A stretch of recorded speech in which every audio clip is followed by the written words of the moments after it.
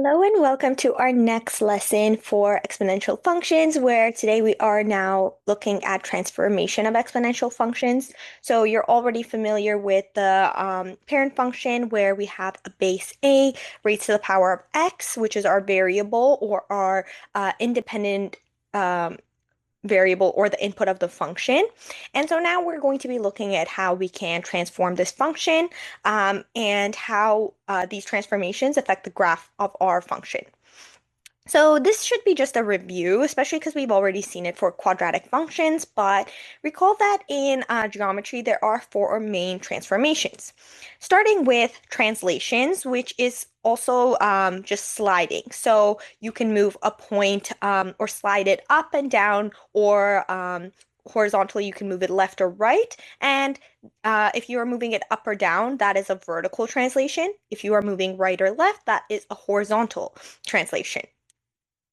And so this one is for a point, but of course, when we are looking at a function, then we are moving every single point on the function either up or down or left or right. So we're sliding the whole function upward, downward, to the right, or to the left. We also have reflections, which are also flips. So this is when a point is reflected across a line. So that line could be horizontal, vertical, or it could be a diagonal line. And so the resulting point will be on the opposite side of the line, but it will be an equal distance apart. So just to show you those three examples, this is for a horizontal when we have a horizontal line, a vertical line, and a diagonal line. So if we have a point here, if it's flipped, it will end up on it's across the line, and these are the same distance apart. If we have a vertical line, then we are flipping it over that line, and again, the distance is the same. And finally, if we have a diagonal line, then we are flipping it over the line, and again, they are the same distance apart. And so again, of course, with a function, when you reflect it, it is the whole function that is reflected. Now, one thing to keep in mind, this one, although it is a vertical line, it is called a horizontal reflection because you are reflecting it horizontally, whereas this one is a vertical reflection because you are reflecting it vertically across a horizontal line. Then we have a rotation or a spin, so you can rotate a point of about another point. So for example, when you have a shape, you can rotate it clockwise or counterclockwise about a point. And so it will remain the same distance from the point of rotation. So this one is actually one we won't really see with functions. You can't rotate a function, especially because we have input and output. So you can't really have a rotation for a function. And finally, we have dilation or resizing. So typically with shapes in geometry, we have a scale factor. So a shape can be resized by that scale factor. And if the scale factor is between 0 and 1, so it's a decimal, then the shape will become smaller. So if you have half a size, then it's of course, going to be smaller. And if the scale factor is greater than 1, so if you are doubling the size, then the shape will become larger. And previously, as we saw with quadratics, with dilation, this is our vertical stretch and compression. So remembering when we had our parent function, then we had a vertical stretch, which takes our graph and stretches it upward, or a vertical compression where you are compressing your function down and it is now smaller. And this was affected by that a variable for the quadratic functions. And so now we're going to see how all of these be can appear for our exponential function and which variables and how specifically they appear both in the function and the graph. So starting with our vertical translation. So of course, when you have, and I am showing you most of these examples with our base 2, but of course you can change the base to anything and it will still follow the same concept. So a vertical translation is when we are moving up or down. So the shape stays the same and the only the graph is just being moved up or down. And so with that, of course, when we had that lower limit, when you are moving up or down, you are changing what that lower limit is. So in fact, you are changing the horizontal asymptote as well as your range. So consider in this example here where we have moved up by k units. So of course now our lower limit has changed, and so now our lower limit would be, instead of y is equal to 0, it is y is equal to k, and that is our horizontal asymptote here. Again, because we have shifted k units up. And so, of course, our y-intercept as well is going to change. It was previously 0, 1. It is going to now be k units upwards to about here. Then for our range as well, so remember previously with y equals 2 to the power of x, we had 0 to infinity, but in this case, because we moved k units upwards, then this is k all the way to infinity. Now, the opposite will be said for when k is a negative integer or negative number. So we are moving downwards. So we shift down k units. So similarly, our asymptote has moved k units down. So instead of y is equal to 0, it is now y is equal to negative k. And same with our range, it is now from negative k all the way to infinity. Now keep in mind, the shape is still the same. So it is still a growing or increasing function. It is an exponential growth. So the shape has just moved downwards k units. And here as well, our new new y-intercept is going to be 1 minus k. And so again, just to recap the key ideas here, vertical translations do not change the domain, and the domain will stay the same. We only change the horizontal asymptote and the range. So just answering some key questions here. What happens to the domain? So nothing. Domain stays the same.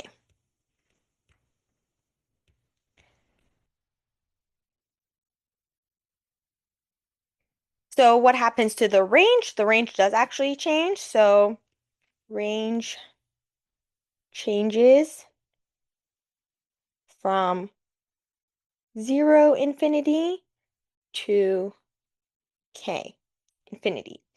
And I did want to show you in this visual the plus k and negative k, but in reality, we always write it as plus k. And when k is negative, then it will just become 2 to the power of x minus 5, for example. And then we would say k is equal to negative 5, which is why I can actually write it as such, because I am already accounting for the negative there. It would just be negative 5 to infinity.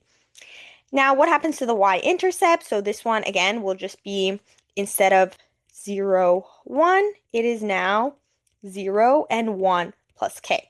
And again, remember when k is negative, and I'll just briefly show you here. So consider, for example, k is 2, and then consider when k is negative 2, then we would have 0, 3 here, and in this case, 0, negative 1, because it will just be 1 plus k, which is 1 minus 2, to give us negative 1. So this is the one I want you to be using, because it's always just going to be the k. This part with the negative k is just, again, to show you visually what it can look like, and it would be a negative value there. Now, what happens to the horizontal asymptote? And again, same thing. Y equals 0 becomes y equals k, and k again could be positive or negative. So in the case where k is 2, it would just be y equals 2. When k is negative 2, it would be y equals negative 2, because we moved 2 units down. And the mapping rule here, so if we have a point x, y, so remember, domain is not changing, so x is the same, but y is plus k. So if we have k is 2, then all our y values or our output values are have been have a 2 added to them, and when k is negative 2, then we are subtracting 2 units from all our output values. So now I want you to practice, describe the transformations applied to these two functions. Take a moment on your own. So in this first example here, k is 5. So we can just say vertical translation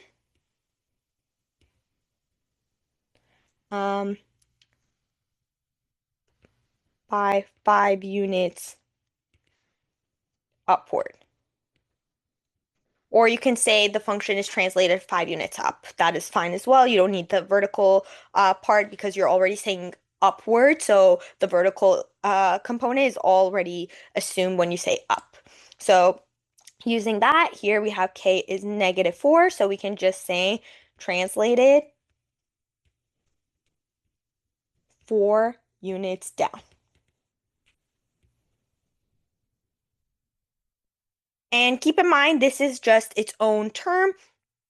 So in this case, actually in both of these examples, we can say there are two terms. So one belongs to our base and the input variable, and the second term is our translation. Now we are looking at horizontal translation, so when we are moving right or left. And this one so when we are translating horizontally, we are changing our x values. So our x is either going to the right or to the left. And so that's why we have the change happening in our exponent where x appears. And again, same idea. We always write -h in our general function, but here I just wanted to show you if h is negative, then it would be plus h for a value. So when it is -h, and this is same as the quadratic, h will be greater than 0 in this case. So then we are moving to the right by h units. So this is my original function here, and should be 2 to the power of x here. And so when it is 2 to the power of x minus h, and again, the negative h is belonging to the exponent, then we have moved h units to the right, which now means that my shape is the same, but the y-intercept is now changing here. Other than that, the domain and range and the asymptote are all the same, but just the y-intercept is now h1 instead of 0, 1 because it has moved h units over.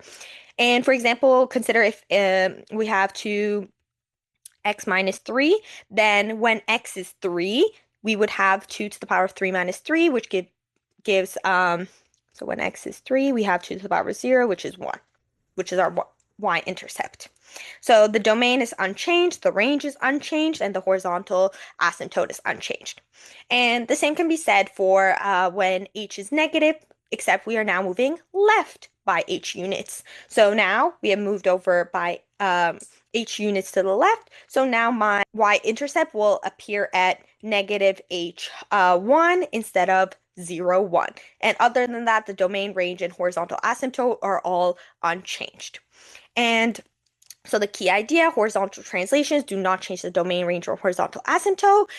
They only change where the graph is located on the x-axis. So pretty much think that you grab this whole function here and you just move it right or left. So what happens to the domain? Here, nothing. We can still have all possible x values. What happens to the range? Again, nothing, unchanged. What happens to the y-intercept? So instead of 0, 1, it is now h1. So consider, for example, when h is 3 or when h is -3. So when h is 3, then we are moving 3 units to the right. So then we have 3, 1. Or when h is -3, then we have -3, 1. So we always write h1, and h could be positive or negative, which will affect that the x value of our y-intercept. Now, what happens to the horizontal asymptote? Again, nothing, because we are still approaching 0, either from, like if we have a growth function, or even if we had a decay, it would still be the same. You're just moving it left or right. And the mapping rule here, now our x is changing. So we have x plus h, and our output is just y. And so consider, for example, 2x minus h. So pretty much to get the same output of y, because we have negative h, we now need that plus h in our input to receive that original value. So for example, when we have 2 to the power of x minus 4, then one of the points for, because I'm comparing 2 to the power of x and then 2 to the power of x minus 4. So one point here could be 1, 2. But to get this same point here, when we have 1, it would actually be negative 3. Or sorry, not when x is equal to 1, because we want the same output, so we want that 2 as the y. So we're pretty much thinking what value of x here will give me the 2 here, which means that I've moved 4 units to the right, so my x needs to be 5, so that 2 to the power of 5 minus 4 will give me 2 to the power of 1 or 2, which we see here, 1 plus h, which was 4, is our mapping rule there. So you pretty much think I've moved 4 units to the right, so all my x's are now plus 4, or if I've moved 4 units to the left, I've decreased my input values by 4, so x minus 4, and the y stays the same. Now, describe the transformations applied here. So take a moment to try them on your own. In this first example, h is actually negative 5 because remember, it's x minus h. So for that plus 5 to appear, that means h was negative 5. So translated, 5 units left. In this next one, h is 4. And it's just positive because here is 0.5x minus h. So the minus already accounted for, so h is just 4. And you can again say horizontal, but not necessary. You can just say translated. So horizontal translation to the right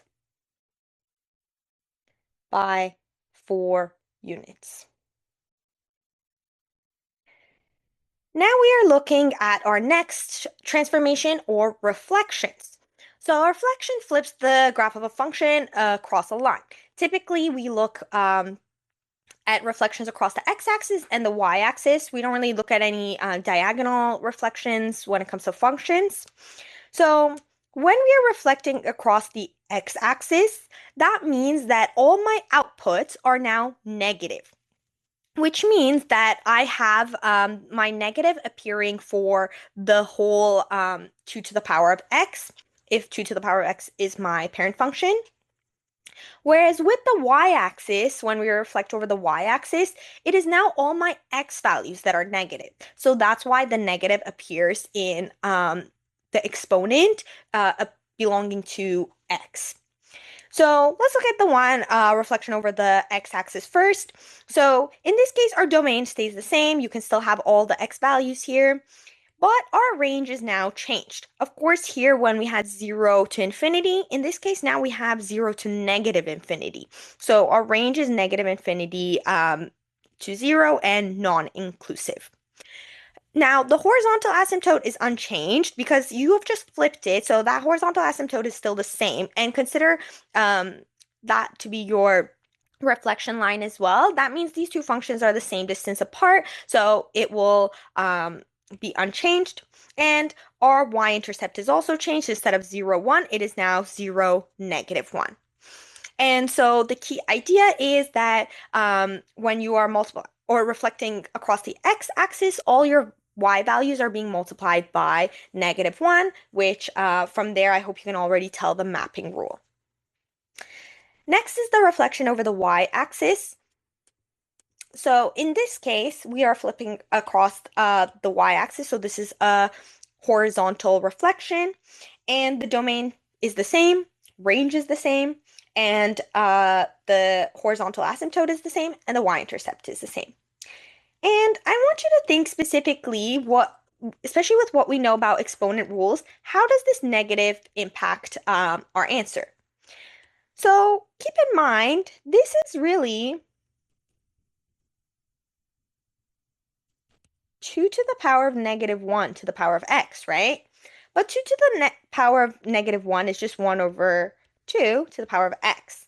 So this was that exponential growth and exponential decay that we saw, which is why we see that the effects here are much different because you are just changing your base here, whereas in the reflection over the x-axis, you're actually changing your outputs. So that's why it's a drastically different function as compared to here. And even from the visual, you can see that this is your y equals half to the power of x function, whereas this is y equals 2 to the power of x function. So here, what happens to the domain? So this one you do have to, and I've answered them all here for you, so I'm not going to rewrite it, but it is very different depending on which one you're reflecting. So generally the domain stays unchanged for both of these. However, the range when we are flipping over the x-axis is of course changing because our outputs are now all negative. The y-intercept as well as changing, whereas in this one it's the same. And the horizontal asymptote actually is unchanged. So the two that are unchanged for both. So this one is unchanged. And this one is also unchanged. However, our mapping rule is going to be different for each of these. So for y equals negative 2 to the power of x, when you have xy, so all of your outputs are now negative. So you just have negative y. Whereas when you have 2 to the power of negative x, then now all of your, so from x to y, it's negative x, y, which means to get the same y value, so for example, if you want 4 as your y value, in this case, we would have x is 2, but in this case, we need negative 2. So now all our x values have to be negative. So describe the transformations applied here. So in this one, this is reflection over the y-axis, whereas in this one it is reflection over the x-axis. That being said, this one is way less common because when we are working with exponential functions, especially when they're just given with the base, we do want a positive exponent. So you would just convert this to be 1 over 3 to the power of x. So then we would just say our base is 1 over 3 and to the exponent x. However, when you do have more complex functions, so when these are combined together, for example, let's say we have y equals 2 to the power of negative x plus 4. In this case, you do have to consider that this is negative x minus 4. And then you would have a horizontal translation of 4 units to the right. And you would have the reflection. But again, you can consider this as half to the power of x minus 4. Okay, and finally, we are looking at vertical stretch and compression. So now we have our whole base to the exponent being multiplied by a scale factor, which is a. So we just saw that when a was negative, so when we have a negative number, then that's our reflection. So we are considering the cases where a is greater than 0, or pretty much when the absolute value of a we are considering, because just pretty much when it's negative, we separate the negative as a reflection, and then we look at the value of a to determine our vertical stretch and compression. And similarly to how I worked with quadratics, so when a is greater than 1, which means your output values are growing, then you are actually vertically stretching your function, whereas when a is between 0 and 1, so a decimal, then you are vertically compressing your function. So, for example, here, when we are looking at the example y equals 3 times 2 to the power of x, so consider my y equals 2 to the power of x as my parent function, and here I'm multiplying by 3, which means, or sorry, this should be 2. I'm going to change this to 2, and then this one will be 2 as well. Okay, there we go. So when we have 2 times 2 to the power of x, then for example, our y-intercept when x is 0, this would be 1, but then it's multiplied by 2, so your output is 2. Now, and good thing that we did change this to 2 because now I can also show you this. If we are using our exponent rules, then 2 times 2 to the power of x is really 2 times, or sorry, 2 to the power of x plus 1 by product rule. And we can actually make a connection now here from this to our horizontal translation. So this is now h is -1. So we also have a horizontal translation to the left by 1 unit, which kind of would make sense. This point is now moved 1 unit to the left, and we can see that effect with our y-intercept as well. So in this case, the domain is staying the same, the range stays the same, and the horizontal asymptote stays the same. And now our y-intercept will just be 0, a. Now, in the case of the compression as well, domain, range, and horizontal asymptote are all the same. And now we just have our y-intercept is 0a as well. But in this case, a is a decimal. So for example, when a is half, we have this. And I can actually show you for this one as well. So half is really 2 to the power of -1. And when we multiply this by 2 to the power of x, this is also 2 to the power of x minus 1, which means we have a horizontal translation to the right by 1 unit. So you can actually make that connection, but this only works because the coefficient that I'm multiplying, a, is the same as my base. This would not hold if you are multiplying by 3, for example, or 1 over 3, because it would be a different base, and you can't just apply the product rule to produce that horizontal translation. And again, just to summarize that, when a is greater than 1, then we have that the graph is stretched vertically. But when a is between 0 and 1, it is compressed vertically, so it's flatter. And generally, the stretch and compression do not affect domain, range, and the horizontal asymptote. So to answer that here, what happens to the domain? Nothing. What happens to the range? Nothing. What happens to the y-intercept? The y-intercept, instead of 0, 1, is now 0, a. And the horizontal asymptote is also nothing. Now, the mapping rule will become when we have x, then we have a times y. And that's precisely why our y-intercept changes here, because x stays the same, but y is now 1 times a, so a. Now, the transformations applied here. So here we have 4 times 3 to the power of x. So my parent function is y equals 3 to the power of x. So we have a vertical stretch by a factor of 4. And here my parent function is 0.5 to the power of x. So we have a vertical. Oh, these are both vertical stretches.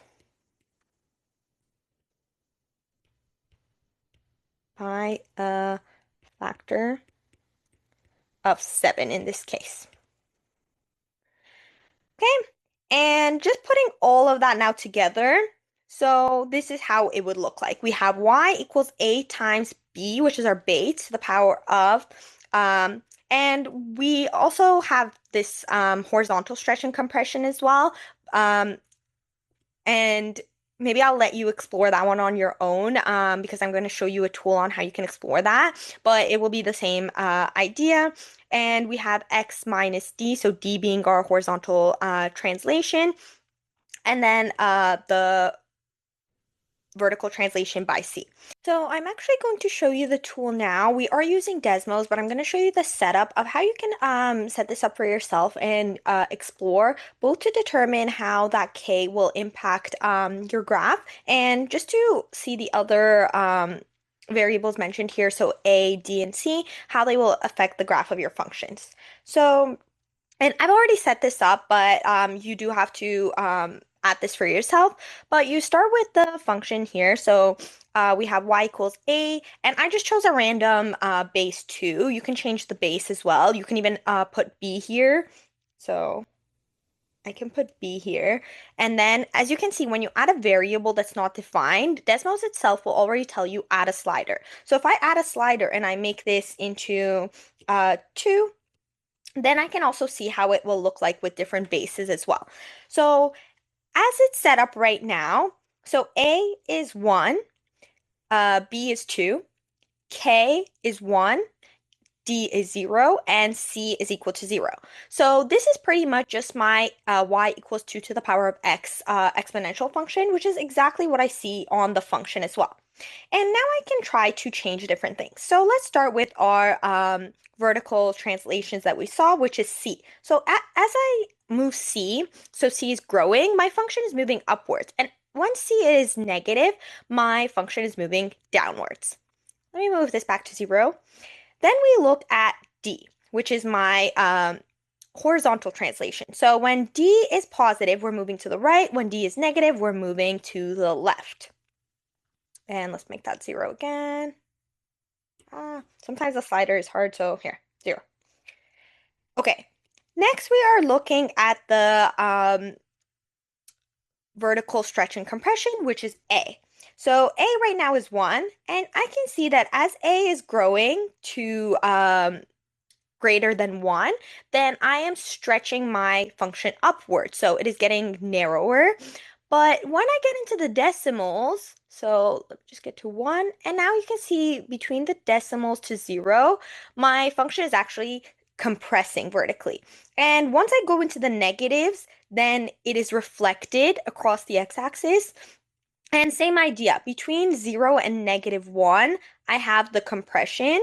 So let's just look at A is equal to -1. This is just the reflection itself. But as I go towards the decimals, I'm compressing it. And when I'm going, my absolute value of A is greater than 1. So for example, any value of A less than -1, then I am vertically compressing it in that reflection itself. And let's put this back to 1 as well. To get our original function. Okay, there. And finally, now we are looking at K. So here, as K is growing, so greater than 1, we see that we are, again, we have a vertical stretch here. But looking at it in the horizontal aspect, we are actually horizontally compressing our function to make it narrower. And if I go into the decimals now, I am actually horizontally stretching my function, which is also the same as vertical compression. Those two work opposite to one another. And so, again, I'm going to put this back to 1 just to have our base function. So again, I highly suggest you set this up for yourself on Desmos and play around with it to see how it looks like, and use this page as well for your reference. And one last thing I want to bring your attention to, and please make sure you copy this down for your own reference as well. It's going to be really helpful for you, but it is the mapping rule for all of these variables combined. So K is going to be that horizontal stretch and compression, and it actually works the opposite as A, where now we are dividing. So consider, for example, 2 to the power of x. So 1 point for this function is 1, 2, right? And again, for me to get that, and let's say we have now 2 to the power of 4x. And I want that same 2 output. So now I'm thinking, what x value do I need to get that 2 output? Which means my exponent needs to be 1, which means my x value actually has to be a fraction, which is 1 over 4, such that 2 to the power of 4 times 1 over 4 is 2 to the power of 1, which gives me 2. So that's why we have that negative, or sorry, divided by k there. And the rest we already saw and explained, so that should be pretty self-explanatory, just that K part was new. But this is our mapping rule for exponential functions as a whole. And let's look at two worked examples here. So our first function here, we're asked to state the base function. And again, you can try to incorporate this negative to change your base, but I'm going to leave it as is. So then my base function here will be y equals 3 to the power of x. And you're asked to list the transformations in order. So take a moment and try this on your own. So you should have the following transformation. So first, we know that k is equal to -1, which means we are reflecting over the y-axis. Then from here, I have d is equal to -1, which means I am translating 1 unit left. And again, remember this is negative or minus d. So when it becomes a positive, that means d itself has to be negative. And then we have c as -2, so we are translating 2 units down. And so now, having these variables here, I'm going to use my mapping rule as follows. So remember, x divided by k, the k is only affecting x, so only x is going to be -x plus d, so -1. And then a is just 1, so we have y minus 2. So that is my mapping rule. And now we're asked to map 5 key points from the original function. So typically you can always use -2, -1, 0, 1, 2 for your 5 key points for the x value. So remember my original base function was y is equal to 3 to the power of x. So this is going to become 1 over 9. This is going to be 1 over 3. This is just 1. This is 3, and this is 9. And so now, using the mapping rule from above, take a moment again and try to fill this out on your own, and then check back for the answers. So these are the values you should have got, and pretty much all I'm doing is inputting this x here. So for example, I had -2, which would be +2 minus 1, which gives me 1, and then 1 over 9 minus 2, which gives me -17 over 9. Or for example, in this case, we have -2 minus 1, which would just be -3, and then y would be 9 minus 2, which gives me 7. So now these are my new key points here.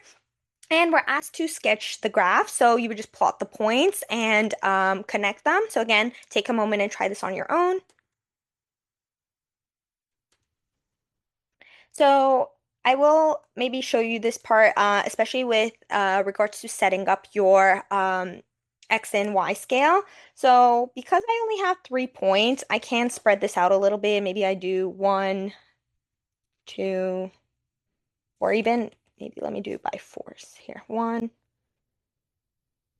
2, 3. This is 0. And from this side, -1, -2, and -3. Okay, and now I am looking at what values I need here. So for my y scale, I only need to go to -3, and then from the positive side, maybe to 9. So maybe I do -1, -2, -3.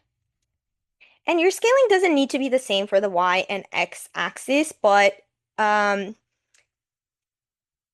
you do have to pay attention that for, oh, see, this is what I was just, oh, no, it's right, it's right. So if I'm going by 2's here and by 4's here, these all, the x all have to go by 4's here. These all have to be by 2. 5, 6, and 7. Okay, so then I just start plotting the points, -3, 7, -2, 1, -1, -1. 0 was -5 over 3, so about here. And then 1 is about -3. Sorry, it should be about -2. So remember that C affects our horizontal asymptote. So when C is -2, it means that our horizontal asymptote has moved from y equals 0 2 units down. So it should be y is equal to -2. And that's precisely what we're seeing. We're seeing that our function is approaching -2, but doesn't quite reach it. And so now analyzing our function, the domain, of course, is the set of real numbers. X can be any value. And now our range, y is the set of real numbers, but y is greater than 2. And it cannot be equal to 2. And so our horizontal asymptote is just y is equal to, oh, sorry, -2. And so our horizontal asymptote is y is equal to -2, as we see on the graph. Now we have another function, and since we have already done one example, I highly suggest you try this one on your own. So in this case, our base function is just y equals 2 to the power of x. And when we are listing the transformations here, we have a reflection across the x-axis. We have a reflection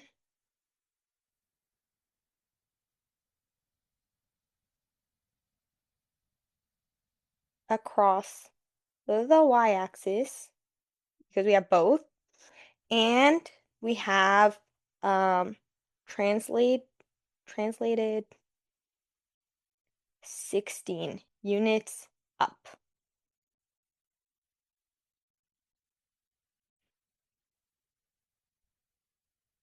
So here's where a is equal to negative, k is equal to -1, and c is equal to plus 16 for us. And so just copying this mapping rule here for a visual aid for us.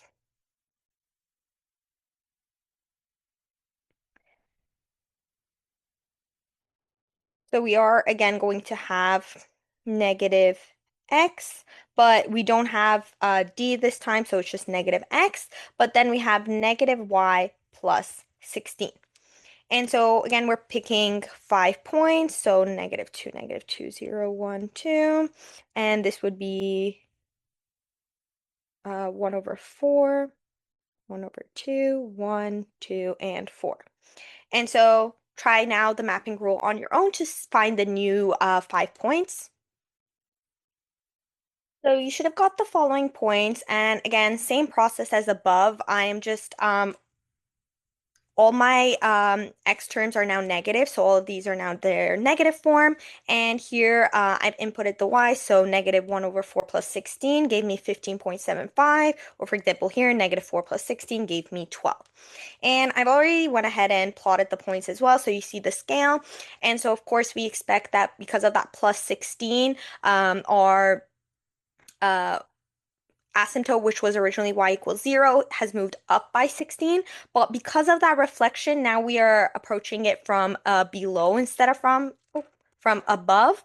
And of course, we have that reflection as well. So now this is a exponential growth instead of a decay. And so for our domain, of course, we have x is the set of real numbers. X can be any value. But y is now limited because y has to be less than 16 and it cannot be equal to 16. And so our horizontal asymptote will be y equals 16, and that is it. So that was a wrap of this lesson. So you saw all the ways that we can transform exponential functions and their corresponding mapping rule, and how we can use different points to sketch transform graph of exponential functions. And as always, use graphing calculators to double check your answers. So Desmos, GeoGebra, whichever works for you. And please check Google Classroom for any additional tasks. You have some practice problems here to try practicing graphing on your own. And don't hesitate to reach out, and I will see you all next class.